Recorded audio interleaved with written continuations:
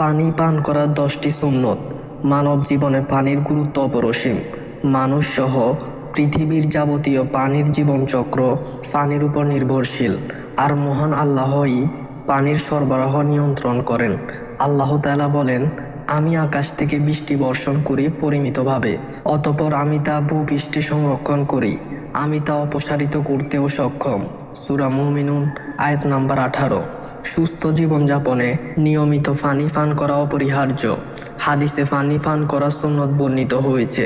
নিম্নে তা উল্লেখ করা হলো। নাম্বার 1, শুরুতে বিসমিল্লাহ পড়া। জাবির বিন আব্দুল্লাহ রাদিয়াল্লাহু তাআলা আনহু থেকে বর্ণিত, রাসূলুল্লাহ সাল্লাল্লাহু আলাইহি সাল্লাম বলেছেন, যখন কোনো ব্যক্তি ঘরে প্রবেশ ও খাবারের সময় আল্লাহকে স্মরণ করবে, তখন শয়তান বলে, এখানে তোমাদের রাত্রি যাপন ও খাবারের কোনো সুযোগ নেই। আর ঘরে প্রবেশের সময় আল্লাহকে স্মরণ না করলে শয়তান বলে, তোমরা রাত্রি যাপন করতে পারো। সহিহ মুসলিম হাদিস নাম্বার 2018। অর্থাৎ ঘরে প্রবেশের সময় এবং খাবারের আগে যদি বিসমিল্লাহ না পড়ে, তাহলে শয়তান ওই ব্যক্তির সাথে রাত্রি যাপন করতে পারে। আল্লাহু আকবার। নাম্বার 2, বসে পানি পান করা। রাসূলুল্লাহ সাল্লাল্লাহু আলাইহি সাল্লাম দাঁড়িয়ে পানি পান করতে নিষেধ করেছেন। আনাস রাদিয়াল্লাহু তাআলা আনহু থেকে বর্ণিত, রাসূলুল্লাহ সাল্লাল্লাহু আলাইহি সাল্লাম দাঁড়িয়ে পানি পান করতে নিষেধ করেছেন। সহিহ মুসলিম হাদিস নাম্বার 2024। তবে জমজমের পানি রাসূলুল্লাহ সাল্লাল্লাহু আলাইহি সাল্লাম দাঁড়িয়ে পান করেছেন। যেমন ইবনে আব্বাস রাদিয়াল্লাহু তাআলা আনহু বর্ণনা করেছেন, নবী করিম সাল্লাল্লাহু আলাইহি সাল্লাম জমজমের পানি একটি বালতি থেকে দাঁড়িয়ে পান করেছেন। সহিহ বুখারী হাদিস নাম্বার 5617।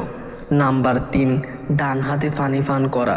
হাফসা রাদিয়াল্লাহু তাআলা আনহু বর্ণনা করেছেন, রাসূলুল্লাহ সাল্লাল্লাহু আলাইহি সাল্লাম ডান হাতকে পানাহার ও কাপড় পরিধানের জন্য ব্যবহার করতেন এবং বাম হাতকে অন্য কাজের জন্য ব্যবহার করতেন।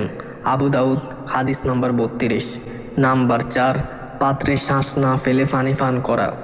ইবনে আব্বাস রাদিয়াল্লাহু তাআলা আনহু বলেন, নবীজি সাল্লাল্লাহু আলাইহি সাল্লাম পাত্রে নিঃশ্বাস ফেলতে বা ফু দিতে নিষেধ করেছেন।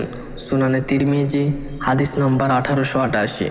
নাম্বার 5, 3 শ্বাসে পানি পান করা। আবু হুরায়রা রাদিয়াল্লাহু তাআলা আনহু বর্ণনা করেছেন, রাসূলুল্লাহ সাল্লাল্লাহু আলাইহি সাল্লাম 3 শ্বাসে পানি পান করতেন। পাত্র মুখের কাছে আনলে বিসমিল্লাহ পড়তেন, আবার সরিয়ে নিলে আলহামদুলিল্লাহ পড়তেন। এইভাবে তিনি 3 বার পান করতেন। তারবানী শরীফের হাদিস, হাদিস নাম্বার 847। নাম্বার 6, পাত্রে মুখ না দিয়ে পানি পান করা। বড় পাত্রের মুখে মুখ দিয়ে পানি পান করা অনুচিত। আবু হুরায়রা রাদিয়াল্লাহু তাআলা আনহু বর্ণনা করেছেন, রাসূলুল্লাহ সাল্লাল্লাহু আলাইহি সাল্লাম বড় পাত্রের মুখে পানি পান করতে নিষেধ করেছেন এবং প্রতিবেশীকে তার ঘরের দেয়ালের উপর খুঁটি গাড়তে নিষেধ করেছেন।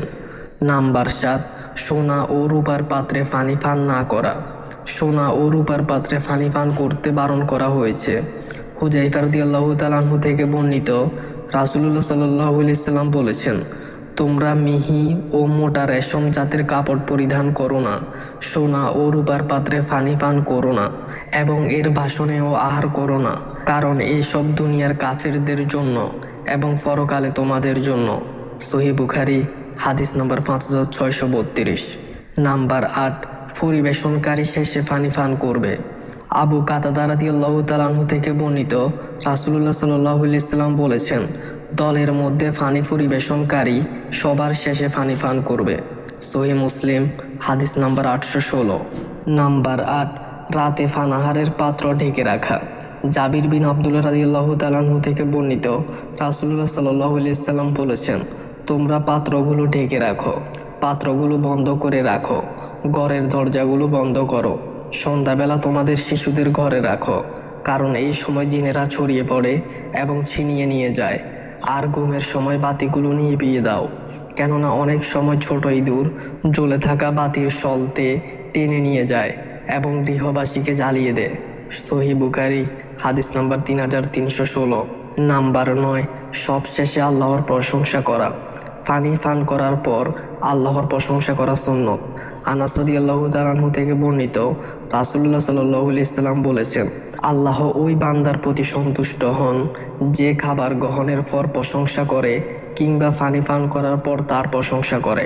সহিহ মুসলিম হাদিস নাম্বার 5022।